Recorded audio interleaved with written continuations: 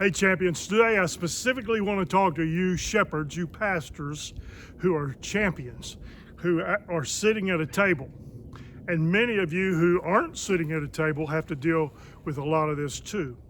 But Pastor, I want to ask you at your table today, you know, it says that we're losing about 1,500 pastors a month in the United States. That statistic has floated around for a long time. And I do know that we are losing quite a number of pastors and churches every single month, even as we see some growing. At your table today, I'd just like to ask you to discuss with your fellow brothers, what is the reason? Why do you believe pastors are leaving the ministry, leaving the church?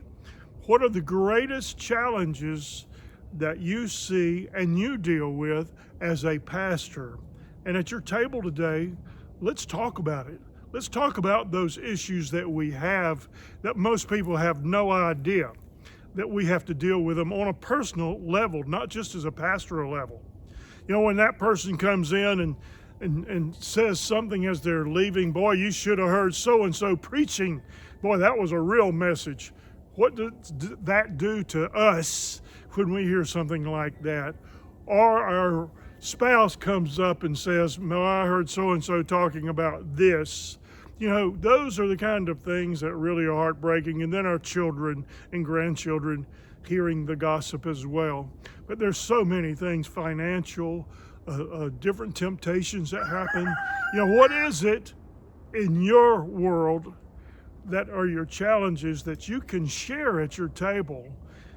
Get counsel on if you want, and maybe give counsel to a fellow brother that needs to hear how you have been dealing with some of these challenges that many pastors today just get fed up and burned out. And I hate to use those words, but that happens so often, and it should not happen, but it does. So today at your table, let's talk about the real challenges that we shepherds have to deal with people. And let's see if somehow we can encourage one another to stay the course, to how to handle something, to stay strong, and to grow our faith so that we can weather every single storm that we face.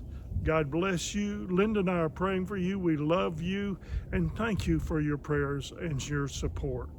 God bless.